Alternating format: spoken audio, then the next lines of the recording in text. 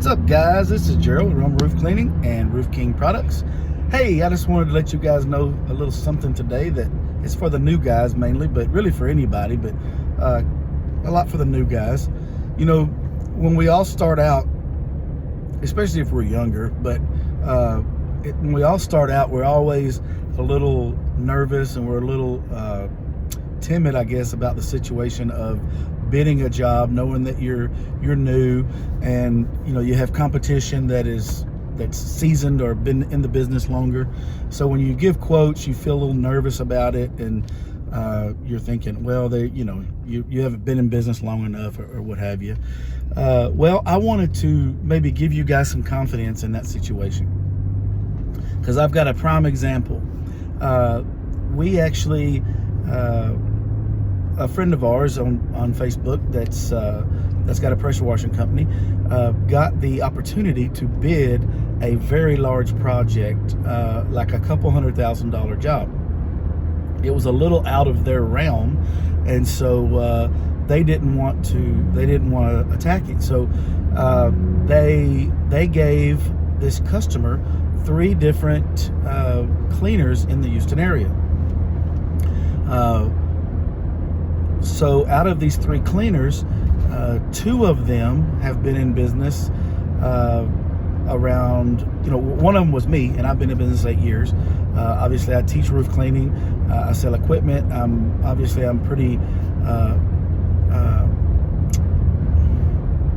pretty, I guess, known in the roof cleaning realm. But the other gentleman has a very successful pressure washing company. And this isn't for roofs, it's for something else. And I don't want to disclose too much, because all 3 of us ended up teaming up on this job. And if the ones that are included in this deal will know who I'm talking about. But I don't want to give any of us away, but they'll know. But my point being, this was a very large job, and the gentleman, the friend of ours, that gave this guy the information. So this big project, he gave him all 3 of our information separately, and said, these are 3 good cleaners in the area, so you should check with them. So and then that guy obviously could choose who he wanted to hire, or to get a quote from, or whatever. So first off, the guy that gave us the lead, he told all 3 of us about it, or he told all 3 of us about it, that he'd done that for us. But being he gave the guy all 3 of our names, a great way for us to attack it, especially on a job this big. Most of us is going to need help anyway. So we contacted each other and decided, hey, instead of competing with everybody, we just decided, hey, we'll just team up on this deal, and we can bid it to where we're all happy. We can all team up on it, and we'll all reap from the benefits. So it worked out really great. We've bid it. We haven't received we haven't got approved on it yet, and we don't know if we will, but we'll see. So the whole point of this post was, though, that they ended up calling, out of the 3 of us, 2. I've been in business for around 8 years. Lopez has been, well, I said his name. One of them has been in business, I think 10 years or more. And so, but the one that they called and got to quote the job has only been in business for a year. So out of their choices, they had an 8-year business, they had a 10-year business, and they had a 1-year business. They chose to call the 1-year business, which is just amazing to me. What's really amazing to me is they were given 3 different vendors, and the guy only called one of us, but the one that he called had only been in business for a year. So on a project that's a couple $100,000, for one, the other guy that's in business for a year that they called is a very sharp individual, and so he is very able and capable of bidding the job and handling the job. So that has nothing to do with this post. He is more than able, but he's a needle in the haystack. There's not a lot of companies that's been in business for a year that's capable of taking on a job that big. So So it was just mind blowing. But it was weird that the guy didn't call all three, and try to get a quote.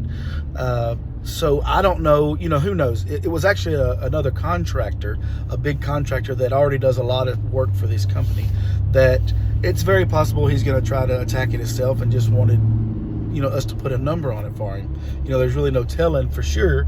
Only time will tell that. And I feel like I feel like that the guy, if that is the case, the guy will end up probably calling us anyway. But like I said, the whole point of this video is, if you're new, don't be intimidated and don't worry about you being the new guy. And don't worry if you're young. I was running, I owned my first business at 17. I ran a $500,000 company whenever I was not my own business. I owned my own company, ended up closing it and I said I'd never own another business. It was miserable. But anyway, at 18, I worked for our family business, and I was running, it was a $500,000 a year business at that point.